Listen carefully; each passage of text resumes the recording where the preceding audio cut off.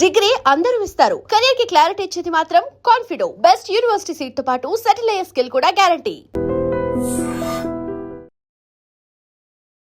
Welcome to I dream. నా పేరు Lumbini. WHO world health organization రీసెంట్గా ఎబోలా వైరస్ని గ్లోబల్ పబ్లిక్ హెల్త్ ఎమర్జెన్సీగా డిక్లేర్ చేస్తుంది. ఏంటి ఎబోలా వైరస్ అంత ప్రమాదకరమా? ఇంతకీ మన ఇండియా దాకా రీచ్ అయిందా? ఒకవేళ వస్తే ఎలాంటి సిమ్టమ్స్ ఉంటాయి? ఇవన్నీ కూడా డిస్కస్ చేద్దాం. ఇన్ని క్వశ్చన్స్ మైండ్లో ఉన్నాక ఆన్సర్స్ ఒక స్పెషలిస్ట్ చెప్పాల్సిందే.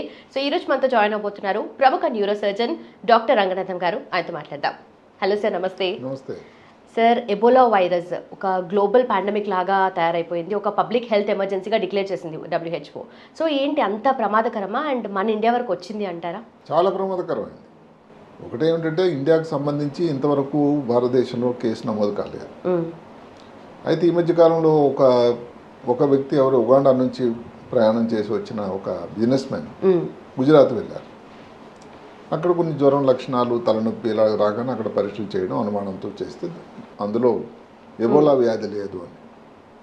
అది వారితో వచ్చిన ఇంకో ముగ్గురు కాంటాక్ట్లు ఒక డాక్టర్ని కూడా పరీక్షలు చేసి వారిని ఐసోలేషన్లో పెట్టారు. ఇంకొకటి బెంగళూరు ఒక స్త్రీ ఎక్కడ ఉగాండా నుంచి వచ్చిందా, కాంగో నుంచి. ఆమెకు కూడా ఇలాంటి లక్షణాలు చూపుతూ అక్కడ పరీక్ష చేయడం, అది కూడా నెగిటివ్ రావడం. సో ఇప్పుడైతే సంతోషమే. అసలు నిజానికి ఏమిటంటే భారతదేశంలో లాస్ట్ టైం ఎబోలా కేసు వచ్చింది ఎప్పుడంటే 2014, అంటే 12 సంవత్సరాల క్రితం. అది కూడా కేసు పాజిటివ్ అయినా కూడా ప్రమాదం లేకపోవడం, మిగతా వాళ్ళు వ్యాప్తి చెందకపోవడం కూడా జరిగింది. అంటే ఏంటంటే భారతదేశంలో కట్టుదిట్టమైనటువంటి చర్యలు అంత పటిష్టంగా ఉన్నాయి, సర్వైలెన్స్ అన్నది. కాబట్టి భారతీయులు భయపడాల్సింది లేదు. ఒక విషయం ఏమిటంటే, ఒక మంచి ఏమిటంటే ఈ వ్యాధి ఇంతవరకు కూడా 1976లో డెమోక్రాటిక్ రిపబ్లిక్ ఆఫ్ కాంగో అని ఒక ప్రదేశంలో ఒక ఇది నమోదైంది.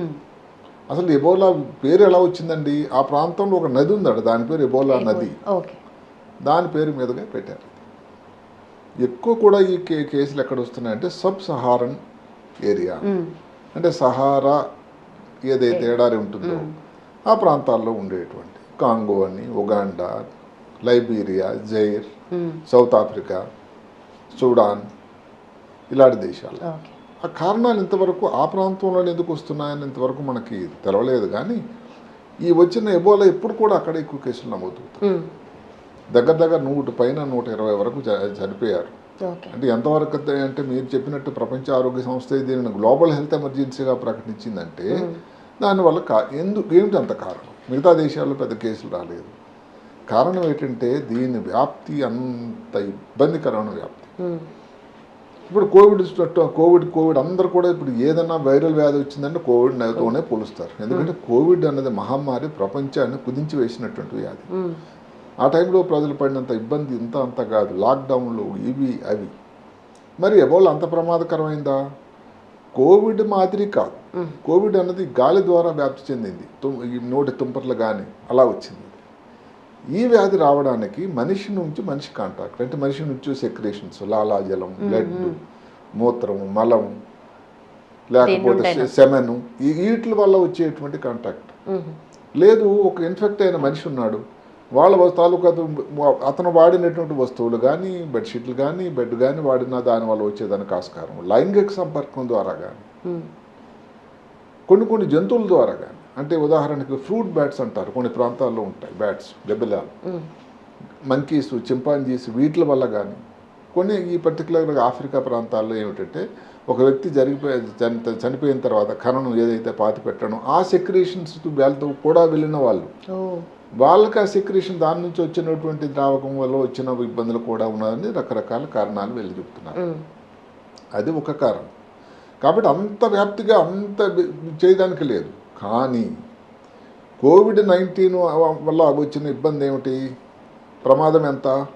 3% ప్రాణానికి ప్రమాదం. ఎబోలా వ్యాధి కానీ వచ్చినట్టయితే 70-80 నుంచి 90% ప్రాణానికి ప్రమాదం. ఇంకా ప్రమాదకరమైన, చాలా ప్రమాదకరం.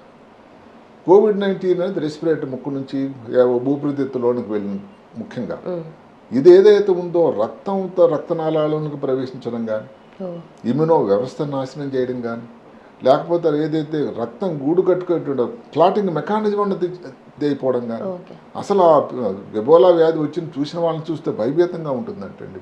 అంటే బయట నుంచి రక్తం ఎక్కడ చిన్న దెబ్బ తగిలినా కూడా అక్కడ ఇంత రక్తం వచ్చేయడం, ముక్కు నుంచి, కంటి నుంచి, నోటి నుంచి, అసలు ఏ ప్రాంతంలో ఎక్కడి నుంచైనా కానీ బ్రెయిన్ లోపల రక్తం రావచ్చు.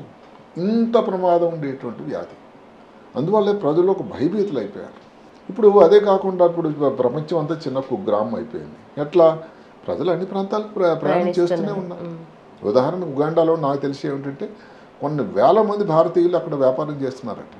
చాలా ఆఫ్రికా దేశాలు వాళ్ళు మరి ఇండియాకి ఏదో కారణాంతరంలో వస్తారు కదా, వాళ్ళు వచ్చి వాళ్ళ చుట్టాలను బంధువులు కలిసినప్పుడు అక్కడ వ్యాధి వచ్చినప్పుడు రాకుండా ఆపలేము. అందుకని ఈ మన ఏదైతే ఉందో ఎయిర్పోర్ట్లు కానీ నౌకాయాన ప్రాంతాలు కట్టుదిట్టం నడిచే చర్యలైతే అప్పుడు చేశారు. రాగానే ఇలాంటి లక్షణాలు ఎవరికైతే ఉన్నాయో వాళ్ళకి సర్వేలెన్స్ పెట్టడం, పర్యవేక్షణ చేయటం, ఐసోలేషన్లో పెట్టడం ఇలాంటివి జరుగుతూ ఉన్నాయి. ఈ లక్షణాలు మనం ఆలోచిస్తే మొదట లక్షణాలు చూచాయిగా వచ్చే లక్షణాలు ఏంటంటే తలనొప్పి కానీ, కండరాల నొప్పి, కొంచెం జ్వరం వచ్చేటట్టు, అంత బాగలేకపోవడం, ఆకలి తక్కువలాగా ఉండడం అనిపిస్తూ ఉంటుంది. మొదటి లక్షణాలు ఇంతే.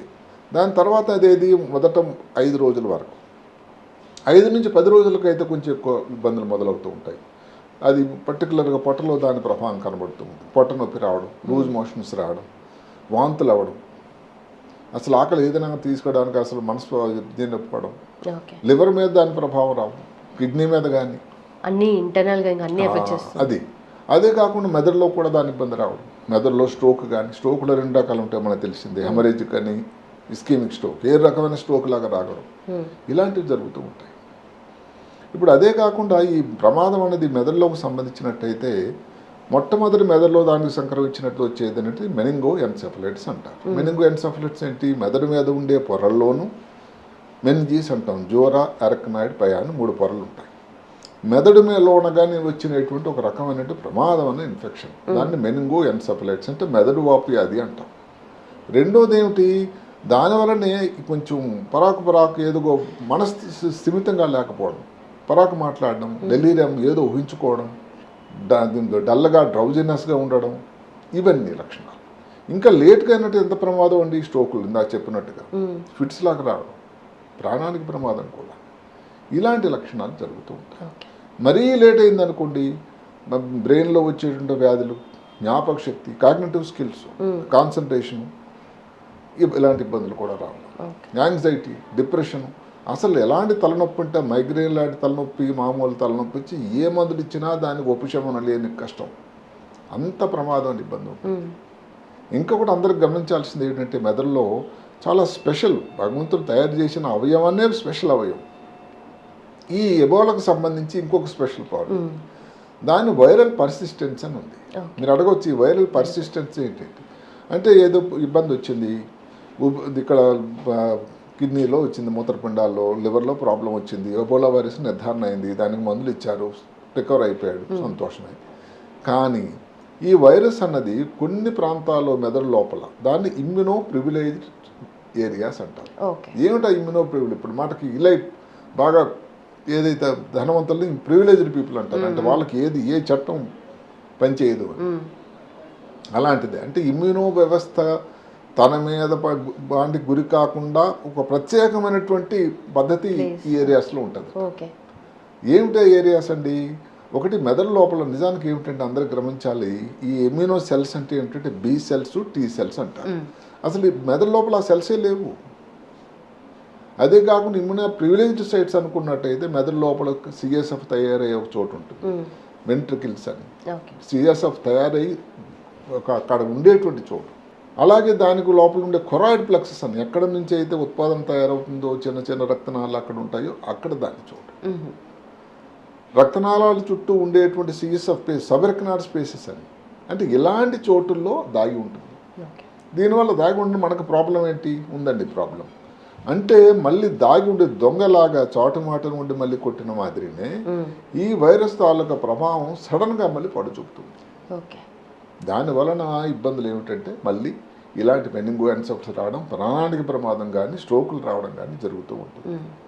ఇవన్నీ రావడానికి కారణం ఏంటి? ఎందుకు ఆ మెదడులో స్పెషల్? మెదడులో 2-3 పద్ధతుల వల్ల ఈ ప్రాబ్లం జరుగుతూ ఉంటుంది. ఒకటి వాస్కులర్ బ్రేక్ డౌన్, అంటే మెదడులో ఉండేటువంటి ఏదైతే రక్తనాళాల కణాలు పూర్తిగా ఛిద్రం అయిపోతుంటాయి.